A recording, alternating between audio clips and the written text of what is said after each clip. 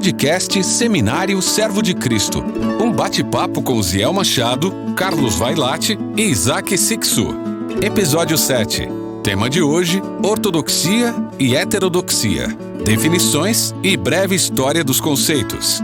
Produção DBcast. Olá, bem-vindo a mais um podcast do Seminário Servo de Cristo. É uma alegria muito grande poder participar desse projeto redentivo de Deus na história, servindo a igreja por meio da formação de novos líderes, homens e mulheres que vão glorificar a Deus por meio do exercício pleno das suas vocações.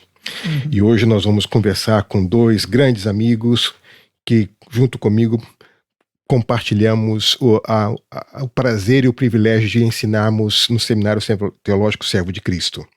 Então, nós temos hoje conosco o professor Isaac Sixu e o professor Carlos Vailate. O Isaac, ele tem um hobby muito especial, ele coleciona mestrados. Ele tem um mestrado em teologia pelo Dallas Theological Seminary e tem também um mestrado em teologia pela PUC de São Paulo. Ele se dedica à teologia sistemática, à língua hebraica e é pastor de uma igreja ativa, dinâmica, a Igreja Batista Urbana. Carlos Vailate é muito conhecido no mundo evangélico, é um debatedor frequente em programas televisivos, doutor em estudos judaicos pela USP, mestre em teologia pelo Seminário Servo de Cristo, biblista, hebraísta, autor de 4 livros, se dedica à exegese do Antigo Testamento, ao Novo Testamento e também à hermenêutica e à tradução. Assim que nós estamos muito bem acompanhados hoje para tratar desses temas que parecem complicados, mas são mesmo complicados. Eu definindo ortodoxia e heterodoxia. Isaac, dá um abraço na turma. Gente, que alegria estar aqui.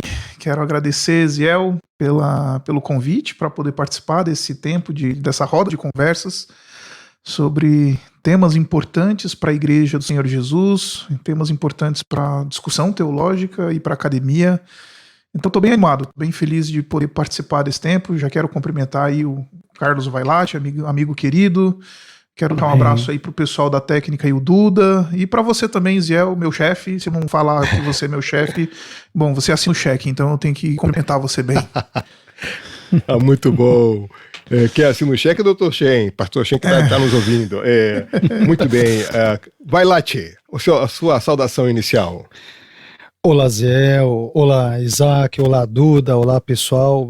É um prazer, uma alegria, viu, Ziel, estar aqui com o irmão, porque tenho muito carinho, nutro muito carinho pelo irmão. Obrigado pelas palavras também hiperbólicas, afetuosas. Obrigado aí por esse convite. E é uma alegria também, um prazer muito grande estar com o irmão, com o Isaac, a fim de que possamos discorrer em torno de assuntos absolutamente importantes em termos teológicos, bíblicos e, por que não dizer, práticos. Então, muito obrigado pelo convite, enfim, por poder estar aqui com vocês nesse momento. Não, uma alegria partilhar com vocês esse tempo. Bom, as pessoas devem imaginar, né, quais são os hobbies que os teólogos têm. Vailate, você tem algum hobby específico? Olha, o meu hobby, eu não chego perto de você, que fique claro, mas uma das coisas que eu gosto muito de fazer é caminhar. Não correr, eu gosto de andar, pegar aí o meu cachorrinho, eu tenho um Spitz alemão de quase 5 aninhos, se chama Caleb. Antes de você me perguntar por que Caleb, porque tem relação com o hebraico Kelev. Kelev é cachorro. Então, o nome dele é cachorro. É simplesmente o que ele é, né? Que nem Adão. Você podia chamar de Cão Leb, né? Cão Leb. Pois é. Então, mas gosto de andar, gosto de ler, amo lecionar, né? Como você mencionou agora, participar às vezes de debates, de assuntos como este, por exemplo, falando de Bíblia, teologia, não é de fato, aí sendo absolutamente franco, é prazeroso, especialmente com irmãos queridos. Então esse aspecto acadêmico e nesse outro lado, como eu disse, caminhar de vez em quando com o meu cachorrinho é algo que me dá um prazer muito grande, uma alegria muito grande. Que legal, que legal. Isaac, qual é o teu hobby, Isaac? Eu gosto de ler, Ziel. Eu leio bastante, leio de tudo, leio o que aparece na minha frente. Eu tô lendo. É aquilo que eu leio para às vezes descansar do que estou lendo. Então eu mudo Você vê o que tipo ele é de leitura filósofo que eu estou ainda. fazendo. Além de teólogo, é um poeta, né? Leia e sabe descansar do que estou lendo. O Isaac não Rapaz, perdoa isso nem aqui- bula de remédio. É que eu sou casado com uma médica, né? Então às vezes ela vem falar então tá uns... explicado. Exatamente, ela vem falar uns medicays lá em casa e para eu não ficar por baixo eu tenho que entender alguma coisa, então até bula de remédio eu tô lendo ultimamente. Tá vendo? Santa Mas dela, brincadeiras à santa parte, dela. também eu tô nessa turma aí dos que gostam de passear com o seu cachorrinho. Eu tenho a Que Benta, legal. que é uma Golden Retriever, né? Ela tem quase 2 anos, ela apronta bastante, é bem ativa e eu gosto também de sair para dar uma passeada com ela. Enfim, o pessoal que me acompanha aí nas redes sociais já viu fotos, eu posto bastante coisa dela por aí. Então o pessoal tem que perceber que para fazer boa teologia tem que caminhar com cachorro. Aqui em casa nós temos a Maple, Ó, perdemos o Costelinha e a Dani que faleceram, mas temos a Maple, que é também uma Golden. Então para fazer boa teologia você tem que ler bons livros e caminhar com um bom cachorrinho do seu lado, que Olha ajuda. só. O seu cão lab, né? Como a gente aprendeu cão aqui lab. o hebraico O cão profundo lab, com exato, o exato. Isaac. Gente, está proposto para a gente esse debate de 2 temas que são importantes aqui, a questão da ortodoxia, a questão da heterodoxia. Eu estou usando aqui o texto bíblico de Atos 2, 42, 47, que diz que a igreja se dedicava ao ensino dos apóstolos. Essa é uma característica inicial da igreja. Mas para que a gente entre de frente nesse tema, se vocês tivessem que definir em palavras simples esses 2 conceitos, ortodoxia e heterodoxia, como vocês o definiriam? Os definiriam, não? Isaac, Vai lá, pode começar. Posso começar? Pode. Bom, por a favor. teologia define como ortodoxia aquilo que é a visão correta, né? É a visão correta acerca de um determinado assunto, né? Ortodoxia. A heterodoxia, então, por sua vez, é a visão incorreta de um determinado tema da teologia, né? Ao longo da história, especialmente a partir daquele período ali da patrística, a expressão ortodoxia ganhou esse significado como aquilo que representava o pensamento comum da igreja antiga e aquilo que era afirmado, né, por todos os cristãos em todos os lugares de todos os tempos, né? Então, ortodoxia é esse conceito que tenta abrigar essa ideia de uma visão correta teológica, de um ensino correto, de doutrina correta, né? E, por sua vez, a heterodoxia é a doutrina incorreta, né? Carlos, é isso mesmo. alguma... A palavra ortodoxo, né, do grego ortos, correto, e doxa, opinião, né? E aí quando nós olhamos, como o Isaac já muito bem colocou, em pais da igreja, como Atanásio de Alexandria, Basílio de Cesareia, Eusébio de Cesareia, entre outros, por exemplo, o verbo grego ortodoxel, ele transmite o sentido de manter a crença correta, ser ortodoxo e assim por diante. É interessante a gente verificar que o termo ortodoxia, ele não é um termo bíblico. Ele não é usado pelos cristãos ali no contexto neotestamentário, embora esse verbo ortodoxen ele esteja, por exemplo, presente nos textos de Aristóteles, né? Mas resumindo, como Isaac muito bem colocou, o termo ortodoxo, ortodoxia, ele veio a significar uma referência à afirmação das doutrinas bíblicas, portanto das doutrinas corretas, em contraposição à heterodoxia, e eu diria, Ziel e Isaac, se vocês me permitem, que heterodoxia é uma palavra, é um eufemismo, uma palavra mais polida para se referir à heresia. O meu irmão, você é muito bacana, você é um heterodoxo, né? Alguma coisa assim do gênero que às vezes as pessoas brincam entre Exatamente. si. Mas esta é a ideia. Agora, esses temas, eles têm uma dinâmica histórica própria, né? Quer dizer, essa ortodoxia, ela surge, ela é estabelecida num contexto de tensão, né? Contexto de ideias diferentes, discrepantes daquilo que é o principal coração da fé cristã, não é isso? Essa dinâmica de tensão permanece até o dia de hoje, né? Perfeito. Sim, essa dinâmica de tensão, ela não somente permanece, mas eu penso que ela é importante, porque eu penso que faz parte da nossa maneira de pensar teologicamente, eventualmente até construir teologia, e eu estou falando aqui um pouquinho de método teológico, esse diálogo, e até eventualmente um embate. E eu estou pensando aqui em termos da própria do tempo da patrística. A visão correta do Senhor, por exemplo, da pessoa do Senhor Jesus Cristo, ela foi refinada a partir da apresentação, por exemplo, de Ário lá no Concílio de Nicéia, que veio com uma cristologia que não era aquela que era comum a todos os cristãos da época, e essa nova proposta gerou tensão, e essa tensão produziu um refinamento da teologia, e pós-Nicéia, depois de Constantinopla, depois Calcedônia, essa tensão produziu um refinamento. Então eu penso que essa tensão ela faz parte, mas ela é importante. Ou seja, seria ingênuo achar que nós podemos manter uma postura ortodoxa ao longo da história fora desse contexto de tensão. Ao longo da história, imagino que muitos movimentos vão provocar uma nova, uma reafirmação da ortodoxia. O que você acha, Carlos? É isso mesmo? Sem dúvida, Zé, como o Isaac muito bem colocou, né, essa ideia de ortodoxia, ela vem a ser importante na igreja, parece-me que especialmente a partir do segundo século, né, justamente devido aos conflitos, especialmente também, primeiramente, com o gnosticismo e mais adiante com erros a respeito da maneira de se compreender a Trindade e a pessoa de Cristo. O Isaac citou agora Ário, quer dizer, é importante nós entendermos que Ário, por exemplo, sobrevive hoje na crença dos testemunhas de Jeová.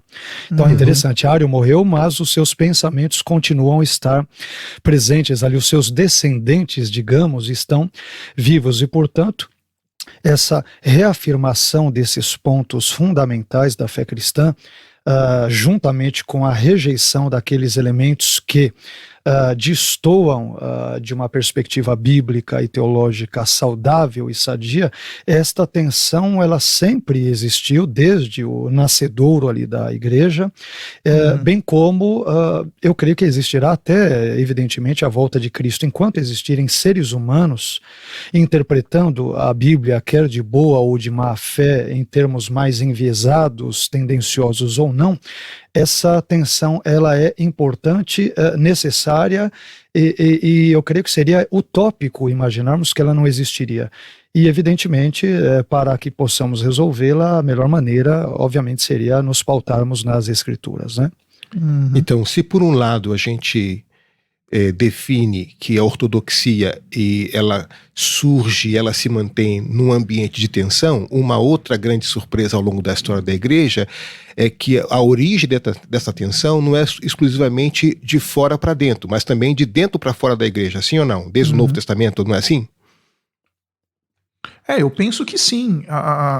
Inclusive, eu penso que o ministério apostólico, né, ele estava muito mais preocupado em refinar e corrigir a falso ensino dentro da igreja do que propriamente corrigir visões erradas de fora. Por exemplo, quando eu olho para Atos capítulo 17, eu não vejo o apóstolo Paulo tão preocupado com essa ênfase apologética de fazer com que os gregos lá de Atenas eles tenham uma visão ortodoxa, né, de Cristo, ou ele faz pontes através do pensamento grego ali, quando ele fala do Deus desconhecido e tudo mais, que era algo comum ali da Grécia e de Atenas, mas ele é muito firme, por exemplo, quando ele fala com os Gálatas, né, e ele fala, olha, Gálatas insensatos, quem é que ensinou isso para vocês? Por que vocês estão indo para outro evangelho, né?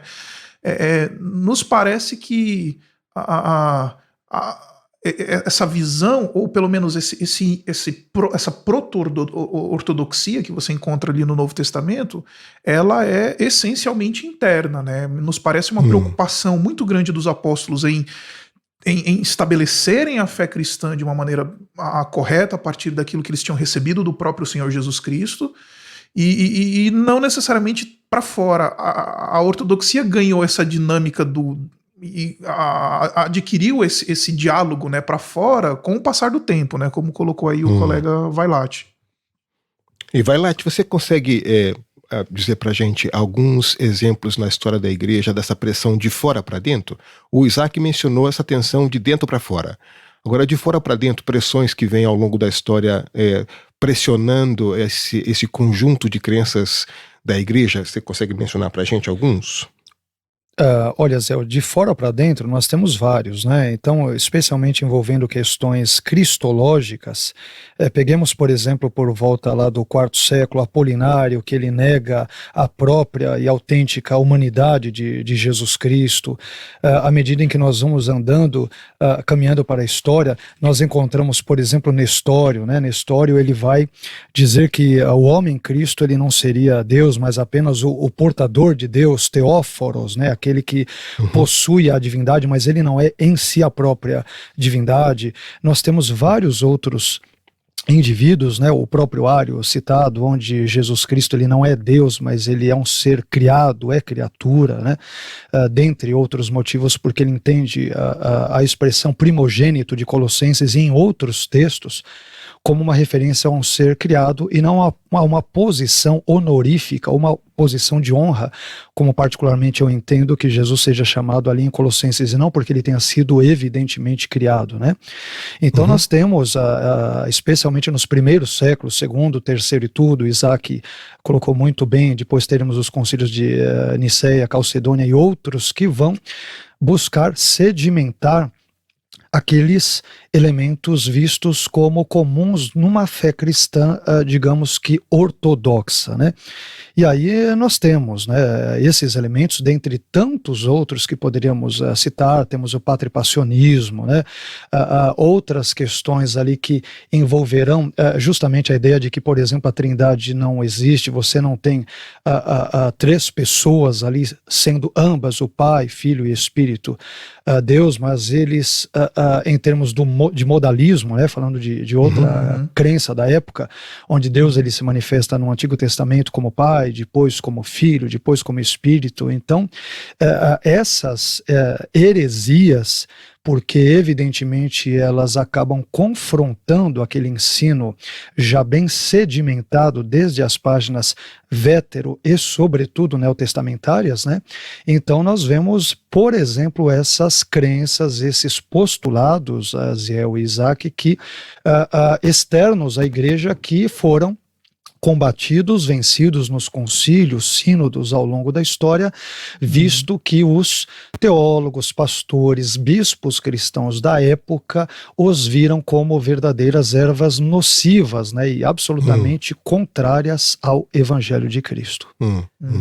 Isso tem implicações pastorais grandes, né? Primeiro, então, que a gente percebe que essa definição ortodoxa, essa preocupação em manter a pureza doutrinária sempre se dá num contexto de tensão. Então, isso já cria uma certa perspectiva pastoral, as implicações disso. Por fim, depois desse passo, a gente percebe que essa tensão ela acontece não só de fora para dentro, como também de dentro para fora. O que coloca que um estado permanente de alerta, porque a gente não pode levar a bola nas costas, né? Tem que ficar atento para frente e para trás, né? E nesse caso, que sugestões vocês dariam, por exemplo? Como é que a gente pode distinguir uma heresia, por exemplo, de um erro teológico? Como é que funcionaria essa distinção? Pelo grau de gravidade do ensino? Como é que vocês fariam essa distinção entre um erro teológico e uma heresia mesmo estabelecida? Eu acho que nessa hora, Ziel, é muito importante a gente retomar aquela distinção didática que a teologia, especialmente a cadeira da teologia sistemática nos traz, né, que é a distinção entre doutrinas essenciais e doutrinas periféricas. As doutrinas essenciais são essas doutrinas que são comuns, são as doutrinas, por assim dizer, católicas, né? Não no sentido católico romano, mas no sentido de doutrinas que eram afirmadas por todos os cristãos no período antigo e que foram afirmadas na história, que eventualmente foram sintetizadas aí nos textos históricos do credo apostólico, como eu citei o credo de Niceia, Atanásio, com a definição cristológica de Calcedônia e etc. Então ali você encontra essas doutrinas essenciais. Essas doutrinas essenciais, elas basicamente nos respondem o que afirma a fé cristã como um todo. As doutrinas periféricas são aquelas doutrinas que nos separam em tradições, que nos separam, enfim, em denominações dentro da nossa tradição, por exemplo, protestante. Então, formas essas são de batismo, doutrinas, por exemplo. Isso, formas de batismo, escatologia, posicionamentos escatológicos, etc. Isso tudo é muito periférico, são doutrinas periféricas. Então, heresia é uma negação ou uma deturpação dessas doutrinas essenciais, que são as doutrinas distintivas do cristianismo, que fazem ser o cristianismo que ele é. Então, eu penso que heresia é você negar a trindade, a doutrina da trindade. Heresia é você negar a dupla natureza do Senhor Jesus Cristo, humana e divina. Heresia é você negar o nascimento virginal. Heresia é você negar o retorno físico e glorioso do Senhor Jesus Cristo. Independente se ele é aqui, acolá, se ele é antes da tribulação, depois da tribulação, se não vai ter tribulação nenhuma. Mas ele vai voltar, faz parte da esperança cristã. Então, penso que essa categorização didática ela é importante para a gente conseguir fazer uma distinção bem didática, né, acerca do que é heresia, o que é um erro doutrinário ou um erro teológico.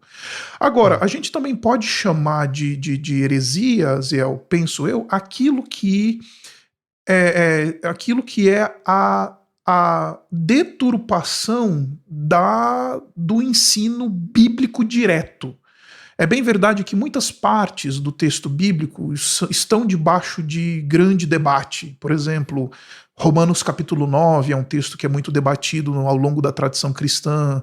É bem verdade que, enfim, outras passagens, o texto de Hebreus capítulo 6 e Hebreus capítulo 10, as advertências do autor de Hebreus ali para a comunidade de judeus convertidos, etc., são textos muito debatidos. Mas você tem na Escritura textos claros que afirmam a essência da fé cristã, e negá-los e deturpá-los, negar aquilo que está na boca do Senhor Jesus Cristo, que nos é dado pelo Evangelho, isso também é uma heresia. Isso também é a separação, né? A expressão heresia, né, vem do grego aireses, né, que é literalmente a escolha, a separação. Você deliberadamente cria uma cisão naquilo que é ensinado, né? Então, eu penso que essas duas categorias elas precisam ser bem afirmadas, essa separação didática, a heresia como a negação do que é essencial e essa visão de que é a negação também daquilo que é claro no Evangelho e na doutrina apresentada pelas Escrituras. Olha só, essa dinâmica histórica de manter uma fé ortodoxa, essa dimensão de tensão, de conflito, essa dimensão da tensão e do conflito que vem de fora para dentro, de dentro para fora, nos coloca diante do dilema de que cada pessoa que abre a Bíblia em público deve fazê-lo com muita maturidade, com muita seriedade, porque o risco tem implicações sérias. Lembro aqui de Paulo falando para Timóteo: olha, Timóteo, tem cuidado de você mesmo e da sã doutrina. Da sã doutrina, porque, correto. 1 Timóteo 4,16, porque fazendo assim você preserva você mesmo e a todos aqueles que te ouvem. Muitas vezes o que a gente vê na origem dos problemas evangélicos que enfrentamos no Brasil é que ora não cuidam da doutrina, ora não cuidam de si, ora não cuidam dos dois. E aí isso cria um problema seríssimo, né? Seríssimo. Exatamente. Então, antes de passar para essa parte mais pastoral dessa discussão, eu queria fazer um desafio àquelas pessoas que nos ouvem e dizer o seguinte: olha, estudar teologia não é uma peculiaridade, uma particularidade daqueles que são chamados ao ministério pastoral. Todo cristão maduro que abre a Bíblia em público deveria se ocupar de fazer isso de maneira madura. Então, eu gostaria de encorajar qualquer cristão que gostaria de amadurecer na sua reflexão teológica, que busque uma escola. Nós estamos aqui dispostos a servir, mas eu imagino que haja escolas perto de vocês, mas você pode entrar em contato com a gente na nossa escola. Acho que temos lá os cursos como os estudos pastorais, que pode auxiliar aqueles que têm uma clara vocação já definida, ou os estudos para liderança. O fato é que uma igreja madura se faz com uma leitura madura do texto bíblico e uma vida madura de acordo com esse texto bíblico. Portanto, é fundamental que as pessoas se lembrem isso, né? Que não dá para a gente abrir a Bíblia de qualquer jeito, tratar o texto bíblico como quem trata jornal, né? Tem gente que tem mais respeito ao jornal do que o próprio texto bíblico, não é verdade? Exatamente. Correto. Vocês veriam... Oi? Não, Zé, Diga lá. Eu ia dizer, a sua fala, eu não sei se eu posso aqui, mas a sua fala é interessante porque ela ecoa o pensamento de John Wesley, você que é de uma igreja metodista livre, pois é, deve conhecê-lo melhor do que eu, quando ele dá um discurso muito importante ao clero, lá em meados do século XVIII, e ele vai trazer algumas prerrogativas que um ministro, um pregador do evangelho deve ter, que aquilo nos cora de vergonha no dia de hoje, né? Então ele vai dizer, olha, será que, em resumo, né? Eu tenho um conhecimento da escritura, quer dizer, eu conheço as línguas originais, eu conheço hebraico e grego, eu conheço o meu próprio ofício, eu conheço o suficiente da história que Wesley chama de profana, eu conheço os pais da igreja, eu estou familiarizado com tudo isso. Ele vai dizer, se eu não estou, o que eu fiquei fazendo enquanto estudava nos bancos de uma faculdade, né? Eu não deveria corar de vergonha, Wesley diz. Então é um texto que eu acho que é muito importante e vai justamente ao encontro da sua fala, né, Zé? Hoje não basta dizermos, Deus me vocacionou, Deus me chamou para isso e aquilo, e glórias a Deus por isso, mas no chamado, por exemplo, pastoral e outras áreas, há que se dedicar ao estudo a fim de que preguemos a palavra de Deus com fidelidade, com seriedade e efetivamente conhecendo esses elementos absolutamente importantes para a vida saudável da igreja. Não tem outro caminho, né? Não tem outro caminho. O Stott, na mesma direção, dizia que uma igreja forte se faz com púlpito forte, e por púlpito forte significa um púlpito educado, preparado. A primeira expressão de adoração a Deus é tomar a sério a palavra e dedicar-se a ela, né? Quais seriam os desafios que vocês veem hoje para a ortodoxia evangélica brasileira? Nós temos alguns pontos de risco, algumas cascas de bananas teológicas que estão afetando a igreja evangélica hoje? O que vocês poderiam me dizer? Podemos começar com o Vailate. Quer começar com o Vailate? Vailate é um especialista nos debates, ele sabe disso. Vai lá, Vailate, manda bala.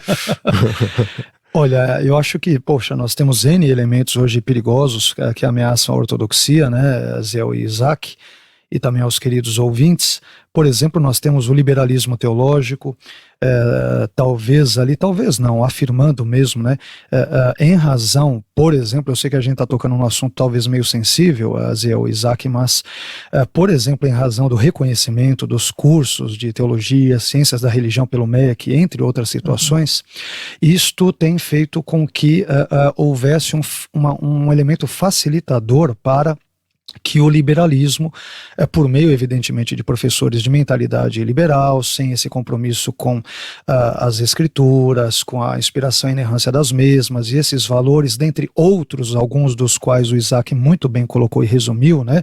O nascimento virginal de Cristo, a sua ressurreição literal, sua segunda vinda, e tudo, pessoas que questionam isso. Então, eu diria que o liberalismo teológico hoje, infelizmente, desde longa data, ele é um dos grandes perigos, ou para usar a sua expressão, viu, Zé? Uma dessas cascas de banana que nós encontraremos à nossa frente. Além de outros pontos, como o misticismo, exageros no contexto neopentecostal, o mercantilismo, o utilitarismo, essa ideia de que, eu devo dar o meu dízimo, a minha oferta poupuda, porque aí Deus ele vai me abençoar em dobro, se eu não der nada, ele não vai dar nada, um Deus que está feito aí a barganha, né? Então hoje nós vivemos numa situação complicada, Aziel e Isaac, onde os pastores, me perdoe talvez o clichê, mas pastores que acabam se transformando em empresários, fiéis em clientes, púlpitos em balcões de negócio, pregações em apresentações de stand-up, e muitas vezes stand-up comedy, né? Cultos em shows, e por fim a própria igreja acaba se tornando um empreendimento lucrativo. Em outros termos, homens têm tomado de assalto o reino de Deus, transformando em seus reinos particulares. Então, em resumo, eu até peço talvez perdão por palavras fortes, mas eu creio que elas retratam, infelizmente, muitas mazelas, esquisitices ou bizarrices teológicas, bíblicas que vemos, pegando o gancho na sua última fala, Ziel, citando Stott, no nosso púlpito, onde esses púlpitos têm sido enfraquecidos devido a esses tipos de ensinamentos e, por conseguinte, a igreja toda, de forma, claro que geral, tem sofrido nos contextos onde tais tipos de ensinamentos têm sido frequentes, infelizmente. Isaac, algum comentário sobre isso? Eu diria que nós temos... É bem verdade que a ortodoxia não é um fim em si mesma. Afirmar uma visão correta da doutrina não é o fim. Nós afirmamos uma visão correta da doutrina porque nós queremos compreender o Deus que adoramos de maneira correta. O fim da ortodoxia é a adoração. O fim da ortodoxia é intimidade e um conhecimento correto acerca de Deus. E muitas vezes esse fim da ortodoxia ele é corrompido. A ortodoxia ela se torna um instrumento muitas vezes para outras coisas dentro da igreja, como falou bem aí o Vailate, mas hoje eu vejo a ortodoxia virando meio que clichê, sabe? Ou não um clichê, mas talvez um selo de qualidade. Venha para minha igreja porque eu sou ortodoxo. Ou faça parte da minha comunidade porque aqui nós somos ortodoxos. E aí o fim não é a adoração, o fim é fazer parte da comunidade. Ou então a instrumentalização da ortodoxia que eu vejo acontecendo no nosso país bastante é a instrumentalização política da ortodoxia. Muitas vezes ser de determinado espectro político significa ser alguém comprometido com a ortodoxia.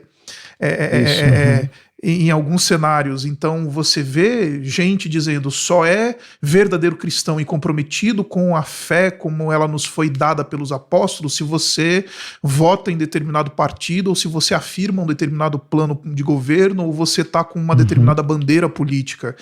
Então essa instrumentalização ela nega a própria ortodoxia, porque o fim da ortodoxia é a adoração. Nós queremos entender corretamente a Deus porque nós queremos nos fazer íntimos dele e queremos adorá-lo como ele é. Então, eu acho que essa instrumentalização errada no mundo evangélico, ela me incomoda bastante hoje. Então, nem sempre quando citamos a Bíblia estamos sendo bíblicos, né? Então, correto. Bom, por exemplo, Satanás cita a Bíblia para Jesus, mas Satanás não foi bíblico por citar a Bíblia a Jesus, né? Então, essa herança da reforma que nós temos livre acesso à Escritura não pode ser confundido com livre interpretação da Escritura. Então, o fato de citar a Bíblia não me faz bíblico. Mesmo Satanás pode citar a Bíblia não sendo bíblico. Eu imagino que ele continue fazendo a mesma coisa no dia de hoje, usando a própria Escritura para desviar a igreja daquilo que deveria ser a sua confissão. E o resultado é exatamente isso acho que um dos resultados que o Isaac menciona, quando a ortodoxia se torna quase uma ideologia evangélica. Porque ela se torna uma forma de...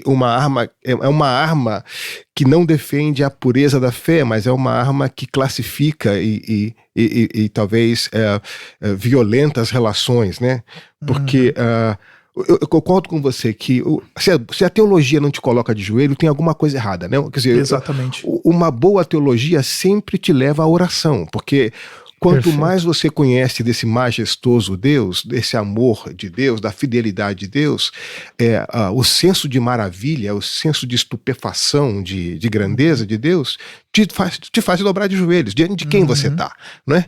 Então você agora, usar a teologia ou ortodoxia como se fosse uma técnica de colocar Deus no laboratório, como se fosse um ratinho onde eu controlo, classifico, adjetivo, nomino, aí já perdeu um pouco essa sensação da teologia de colocar o homem no lugar adequado frente a esse Deus maravilhoso que nós temos. Então, se a teologia não nos leva à oração, tem algum problema nessa teologia, não é verdade? Correto, viu? Porque se nós falamos muito, né, eu digo às vezes para os alunos, Zé e Isaac, se a nossa teologia, quer dizer, somos teólogos para pensarmos e refletirmos, discorrermos, confabularmos muito sobre Deus, mas a nossa teologia deve ser acompanhada de uma genuflexologia, né? Quer dizer, é joelho exatamente no chão. Então, exato, a teologia deve servir de instrumento para nos humilhar, para que nos vejamos em termos autocríticos como pessoas, efetivamente como somos, seres apequenados, finitos, diante de um Deus que não aceita que coloquemos nele camisa de força, que seja encaixotado, enclausurado por meio das nossas definições e conceituações, por mais que elas nos sejam importantes em termos de conversa, porque todo o assunto, e a teologia não é exceção a isto, né? Toda a área do saber, ela tem ali a sua nomenclatura, as suas terminologias afins. Claro que nós usamos essas expressões todas, né? Escatologia, hamartiologia, ritpael, né? E tantas outras coisas em hebraico, e tantos outros contextos que são importantes, mas o horrível e o triste é se nós achamos que comovemos a Deus com a nossa teologia, que eventualmente nós venhamos a persuadi-lo ou convencê-lo. Então, Deus, ele é Senhor, nós somos os seus servos, ele é Criador, somos suas criaturas e devemos nos colocar no nosso lugar. E esse, voltando à sua fala, viu, Zé? E também naquilo que envolveu a fala do Isaac, a tentação de Satanás, já que você falou sobre ele citar a Escritura, foi exatamente esta em Gênesis 3, né? Quando ele distorce a palavra de Deus e diz que nada, Deus sabe que no dia que vocês comerem do fruto, vocês serão Kelohim, serão como Deus. Então essa idolatria, essa ideia, eu quero ser como Deus, eu não estou satisfeito em ser sua criatura, eu não sou satisfeito em ser finito, do jeito soberano, onissapiente, gracioso como ele me fez e me criou. Eu quero construir a minha torre de Babel e alcançar até a presença dele pelos meus méritos humanos, o que constitui-se evidentemente em gravíssimo pecado diante dele. Então a teologia deve servir para nos humilhar e nos tornar cada vez mais humildes, sabendo que nada somos, mas estamos diante daquele que é tudo. Eu gosto muito diga lá, dessa descrição de Provérbios 3, que versículo 5 em diante, que diz: confie no Senhor de todo o seu coração, não se apoie em seu próprio entendimento, reconheça o Senhor nos seus caminhos. Então, eu acho que no final do curso da teologia, a sensação devia ser, gente, eu entrei confiando no Senhor 2 e hoje eu confio no Senhor 20. Eu entrei, é verdade, eu entrei confiando em mim 100, hoje confio em mim menos 4. Verdade. E hoje eu não conseguia ver Deus agindo na minha vida, hoje eu reconheço nos meus caminhos. Quer dizer, é isso aí. Então essa sabedoria escrita em Provérbios coloca muito foco com qual é a atitude com a qual nós fazemos teologia, né?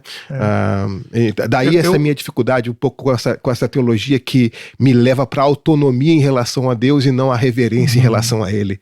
Correto. Isaac, você ia falar alguma coisa? Não, eu ia concordar com vocês, lembrando enquanto vocês falavam, me veio aqui a lembrança de um episódio que nos é dado pela tradição. É bem difícil que isso tenha acontecido de fato, não sabemos medir, mas a tradição, especialmente a tradição romana, ela conta uma história que eventualmente aconteceu nos dias de Tomás de Aquino, né? Tomás de Aquino, ele foi um grande teólogo, como todos nós sabemos, um homem que era comprometido com a ortodoxia, foi alguém que, enfim, ele refutou os heréticos de maneira muito dura. Se você começa a ler lá a Suma Teológica de Aquino, basicamente são discussões, né? Cada artigo da Suma é uma discussão teológica, um debate teológico. E essa história nos conta que ele estava lá rezando e orando na capela de Nápoles, e então o Senhor Jesus Cristo apareceu para ele e falou: olha, Aquino, você tem escrito muito bem sobre mim, você tem feito, o teu trabalho intelectual é elogioso, né? E o que eu posso te dar e te recompensar pelo teu trabalho, pelo teu labor, pelo teu labor teológico, né?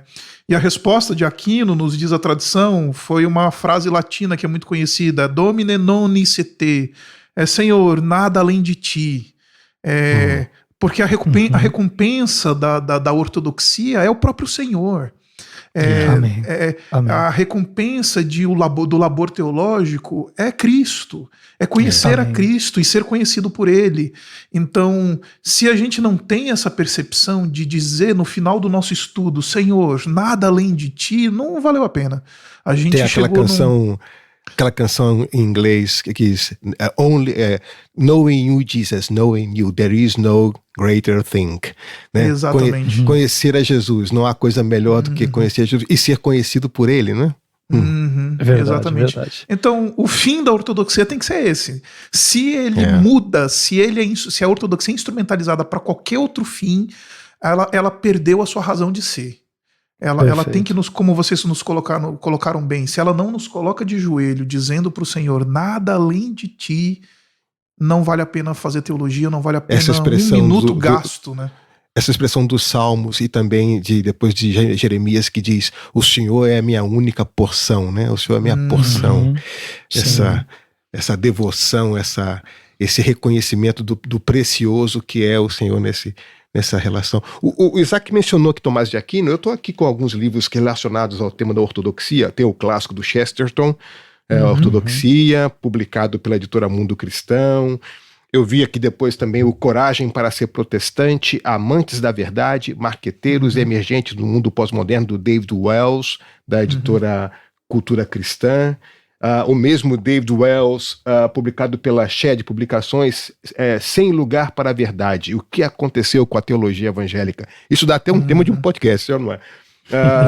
Tem o livro do Alistair McGrath, Paixão pela Verdade, a coerência intelectual do evangelicalismo, né?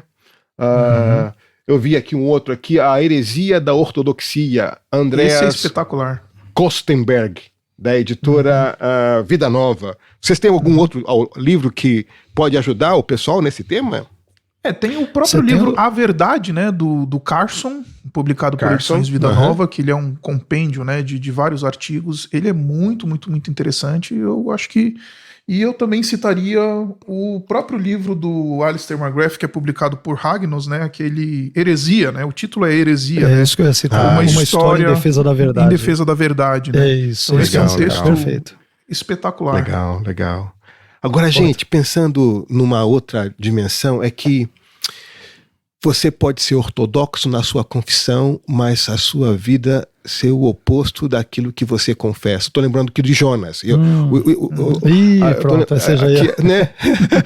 Eu sou suspeito para falar que eu... O Vailate acabou de escrever um livro sobre Jonas. Pelo menos Jonas é o teólogo mais profundo que eu conheço, porque afinal de contas ele foi né, no fundo do poço, no fundo do peixe, no fundo do mar, profundo da terra. Então, Jonas é um teólogo que gosta de profundidades. É um negócio assim, no hebraico profundo, é o cara do profundo, não é?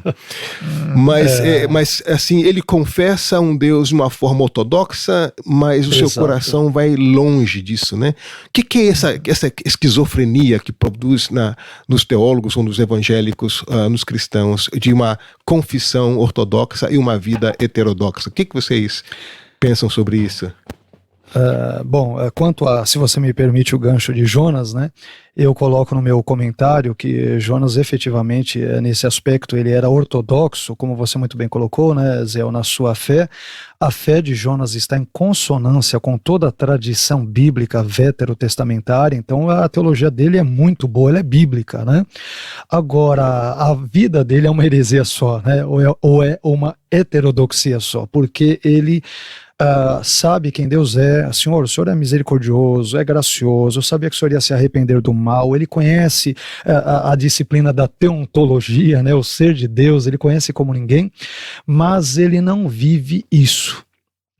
Então aí nós temos N outros elementos, quer dizer, uma pessoa como Jonas, o pregador, digamos que mais bem sucedido da história, claro que pela graça de Deus, pelo poder de Deus, pela soberania de Deus, mas uma pessoa que era amarga e amargurada, pelo que percebo quando leio o texto, ele não amava os objetos da sua homilia, da sua pregação, do seu curtíssimo sermão, que era constituído de 5 palavrinhas hebraicas. Nem dava para dividir em 3 pontos.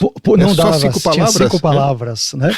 E mesmo depois de ter pregado e de saber de tudo aquilo que ele disse, ele se afasta da cidade. Esse é um dos textos, um dos trechos, né, de Jonas e da Bíblia mais tristes. Ele se afasta da cidade para ver o fim que aconteceria, a ponto de os estudiosos e o Isaac brincarem, né? É uma brincadeira até conhecida, porque o nome Yona em hebraico quer dizer pomba. Diz ele, não, ele não era pomba, ele era um urubu, porque ele estava só querendo a carniça, né? Então, era uma pomba flamenguista. Pois. Olha, os flamenguistas que estiverem ouvindo aqui, não tenho nada contra essas palavras. O Zé pode falar que ele é carioca ali. É vice-reitor do seminário, ele pode falar. Não, ele pode falar que ele pode até cometer uma heresia aqui, que eu vou falar que ele é ortodoxo, né? Exatamente. Então, mas brincadeiras à parte, é difícil quando nós temos a fé correta, a crença correta, mas a nossa vida está em rota de colisão com a nossa fé. É difícil, né? É o famoso, a palavra de Tiago: não sejam apenas ouvintes da palavra, enganando-vos a vós mesmos com falsos discursos, mas sede praticantes. É produzir frutos dignos de arrependimento, como Jesus muito claramente nos ensinou em Mateus 7, e, enfim, os apóstolos replicaram, ecoaram esse ensino ao longo do Novo Testamento. Então, esse é o problema maior, né? Nós espelharmos Cristo, né? Isso me lembra, Zé, brevemente para não tomar mais tempo, mas a definição que Johannes Low e Eugene Naida, naquele léxico grego-português baseado em domínios semânticos, eles vão dar para a palavra grega cristianos, cristão em grego. Resumidamente, cristão é alguém que primeiro crê em Cristo. Você tem uma fé viva, verdadeira em Cristo. Segundo, alguém que segue as pisadas de Cristo. Segue-lhe os passos. Não adianta crer em Cristo, ter a crença correta, de novo, a crença ortodoxa, se o nosso caminhar for uma heresia só e nós não imitarmos os seus passos e o seu exemplo. Eu sei que você é o especialista em Jonas, você é o cara que... Eu posso dizer que Jonas não era japonês. Se fosse, teria comido peixe por dentro, né? Porque tinha fazer um sushi. Então, essa é uma evidência histórica de que Jonas não era japonês. Aqui no hebraico profundo a gente pode descobrir isso aqui. Mas eu vejo assim que parte dessa tensão que cria essa discrepância entre o discurso e a vida se deve a 2 aspectos. Eu vejo no capítulo 1, pelo menos, Jonas é o profeta nacionalista, né? Ele é o profeta do êxodo de Israel, né? Então, como é que ele vai entregar uma mensagem ao povo que é o seu principal inimigo? Então, de alguma forma, eu vejo que a ideologia nacionalista de Jonas criou uma tensão com a sua teologia e com o chamado que ele recebeu, porque ele sabia que o Senhor tinha um chamado para ele, ele sabia qual era a mensagem, sabia a quem entregar a mensagem, mas o seu coração nacionalista, a sua ideologia, criou uma discrepância com a sua confissão teológica. Depois no capítulo 4, eu vejo que ele tem um problema de autoimagem. Quer dizer, como é que o profeta do êxodo de Israel volta para Israel dizendo o seguinte: olha, os nossos principais inimigos se converteram. Agora eles estão próximos da gente. Então, por um lado, eu vejo que a ideologia ela pode produzir em nós o que produziu em Jonas, uma discrepância entre o discurso, entre a nossa confissão e a nossa ação. Mas também o nosso narcisismo pode provocar esse mesmo tipo de discrepância que a gente vê no capítulo 4, né? Sabendo que Deus ia perdoar, ou podia perdoar, como é que eu vou voltar para lá e dizer que eu fui exitoso? E o êxito é o seguinte: olha, os ninivitas se converteram. Morreram. Todos. Imagina um negócio desse. Como assim, Jonas? Como assim, né? Você não sabe que eles vão ser usados por Deus para nos disciplinar, né? Então, eu acho que a ideologia, no tempo de Jonas, o nacionalismo dele, para não dizer ideologia, que era um termo que é anacrônico, mas o nacionalismo de Jonas e o seu narcisismo, que é outro termo anacrônico, mas que explica um pouco a personalidade de Jonas, naquela época e hoje podem produzir o mesmo tipo de efeito na gente, onde o nosso discurso ortodoxo, por um lado, não corresponde a uma prática ortodoxa. Você acha que isso é possível, Isaac? Eu acho que isso é possível. Eu queria argumentar isso em termos do texto de Jonas, já que estamos falando de Jonas, né? Deixe-me colocar meus 2 cents aqui. Uma coisa que me impressiona no texto de Jonas, e como o Vailate ele vai poder explicar ainda melhor, é muito interessante o fato de que, sim, ele é apresentado pelo texto como alguém que é muito ortodoxo, né? Mas o interessante é que a sua carnalidade, a sua desobediência ao Senhor faz dele um indivíduo decadente. E isso fica no texto muito claro, porque o texto ele faz questão de mostrar que, embora ele seja ortodoxo, ele está indo, como você falou, né, indo para baixo, ele está descendo. E é muito interessante uma repetição de um verbinho hebraico que aparece ali no capítulo 1, que é o verbinho yarad, né, descer, porque o texto literalmente diz assim, Deus fala literalmente para o Jonas, levanta-te, né, e sobe, né, sobe até Nínive. Aí ele, desobedecendo, ele começa a descer. Ele desce até Tarsis, desce até Jope. Aí depois desce para dentro do barco. Embarcar em hebraico literalmente é desceu para dentro do barco. Ele foi para o porão, que era o último deck do barco. Desceu para o mar, para o fundo do peixe. Enfim, ele desceu e desceu. É muito interessante esses detalhes dessa repetição desse verbo. Descendente, né? Descendente que você vê nessas repetições desse verbo que aparece ali no texto de Jonas capítulo 1. E o meu ponto é esse. Ser...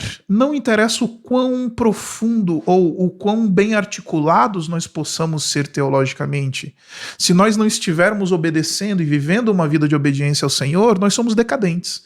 A nossa teologia é decadente, a nossa vida é decadente. Por mais que, note, Jonas, ele aparece no texto como alguém que é profundamente elaborado, né? Ele é alguém que eventualmente tinha acesso à aristocracia, acesso ao rei. Quando profetizou, como diz lá o livro dos reis, quando profetizou a coisa aconteceu. Tinha grana para pagar uma viagem de barco cara. Ou seja, era alguém que ninguém ia dizer assim, puxa, esse homem é um decadente.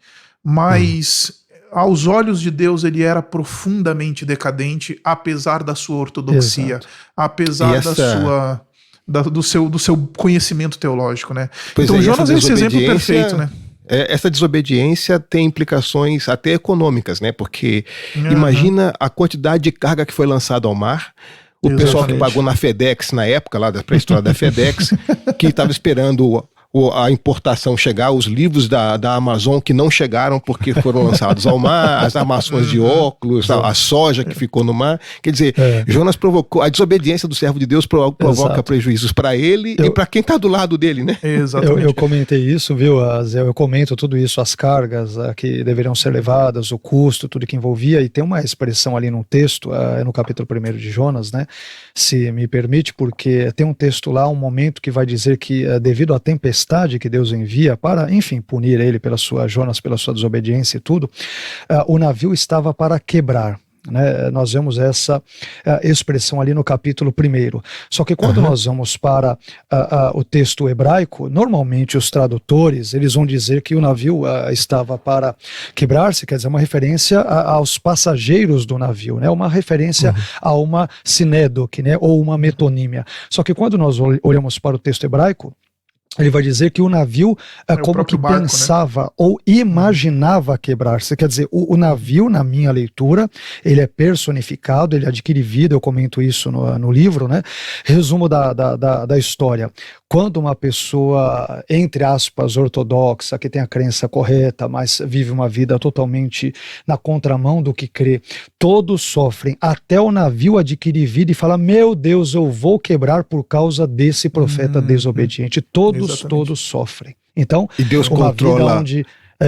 Exato. A ortodoxia. Deus controla o mar, controla o peixe, controla a tempestade, menos Jonas, né? Exatamente. E o interessante é que nesse momento dessa discrepância entre a ortodoxia e a vida, Deus utiliza aqueles que não o conhecem para advertir o profeta, né?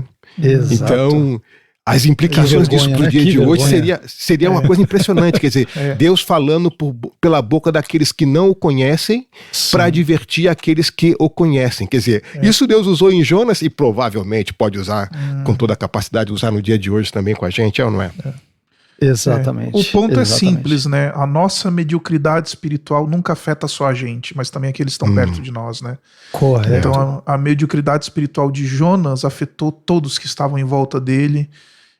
A mediocridade de um teólogo, a mediocridade espiritual de um teólogo afeta os seus alunos, afeta a sua audiência, afeta a sua esposa, seus filhos, sua família. Toda a família, é verdade. A mediocridade espiritual de um teólogo, ela afeta não somente a ele, mas a todos que estão perto dele. Então eu acho que essa mensagem de Jonas, ela é central, né? Ela é importante pra gente, para mostrar que a ortodoxia é importante, mas ela não é por si só redentiva, Exato. por si só. Ela precisa ser acompanhada de uma caminhada com Deus e de obediência ao Senhor. Uma ortopraxia, né? Exatamente. Isso. Voltando lá para Paulo, né? Tem cuidado de você mesmo e da doutrina, né? Porque isso tem consequências, né? Perfeito. Tem consequências. Muito bom. Pessoal, a gente vai se aproximando quase do fim do nosso tempo, mas talvez a gente pode aproveitar uns 3 minutos ou 4 minutos aqui para conversar um pouquinho sobre que cuidados nessa época do internet, de muito conteúdo exposto na internet, de muita fala, muito texto, muito tudo, os membros deveriam ter para poder... os membros das igrejas, que eu me refiro, para poder um pouco filtrar... e lidar um pouco com essa tensão da ortodoxia e da heterodoxia. Que recomendações pastorais vocês dariam aos membros das igrejas e que estão preocupados em manter uma vida e uma confissão condizente com a fé cristã? Que recomendações vocês fariam? Bem, no meu caso... no meu caso, eu frequentemente digo para os irmãos, cuidado para vocês eventualmente não compartilharem fake news, né?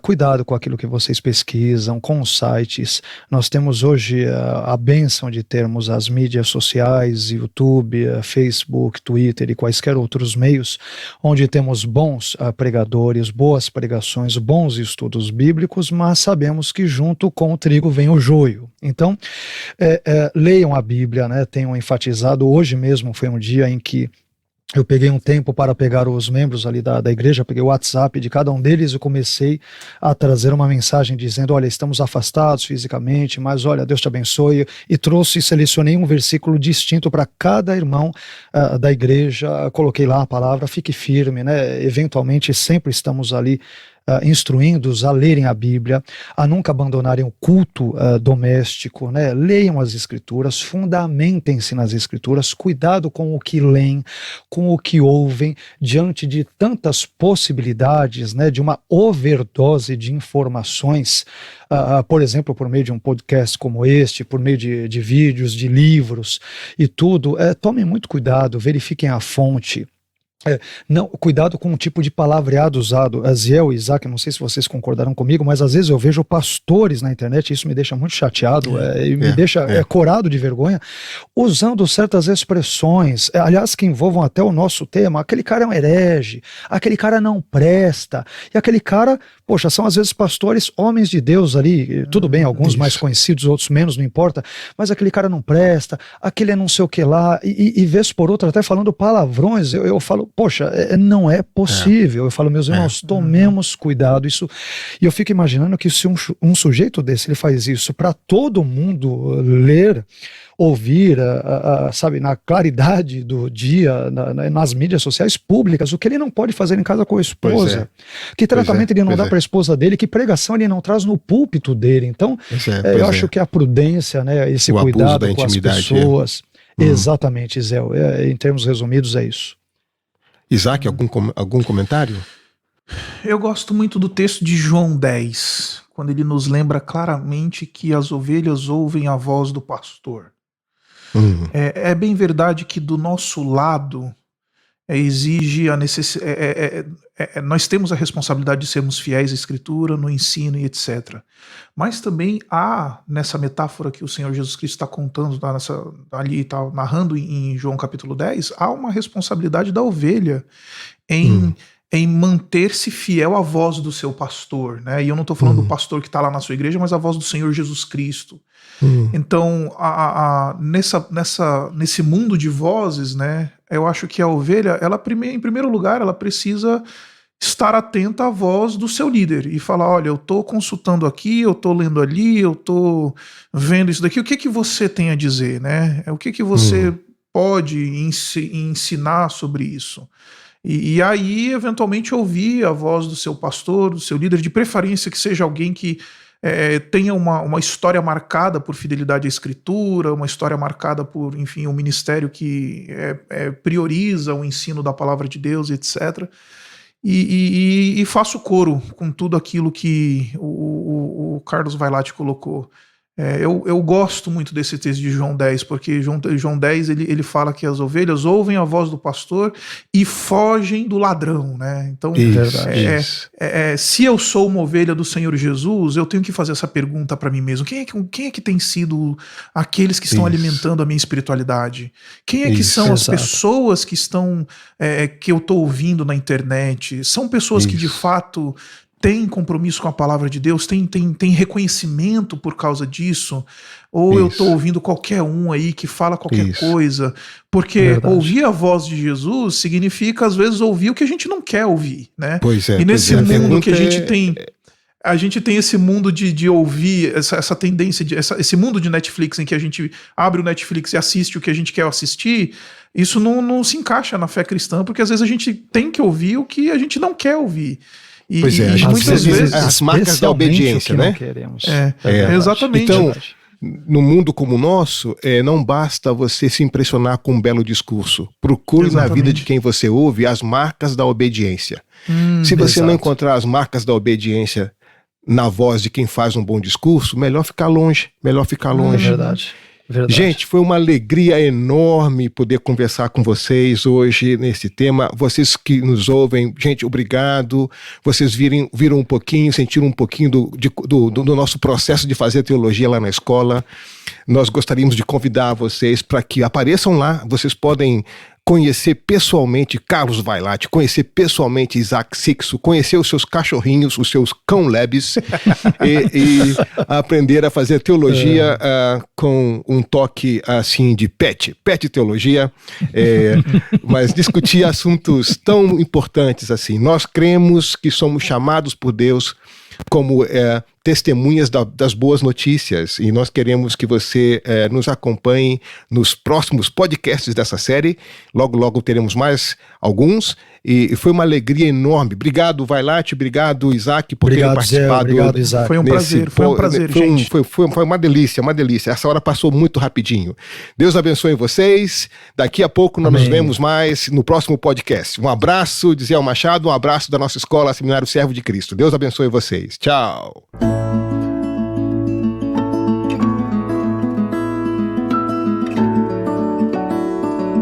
Podcast Seminário Servo de Cristo. Um bate-papo com Ziel Machado, Carlos Vailate e Isaac Sixso. Episódio 7. Tema de hoje: ortodoxia e heterodoxia. Definições e breve história dos conceitos. Produção DBcast.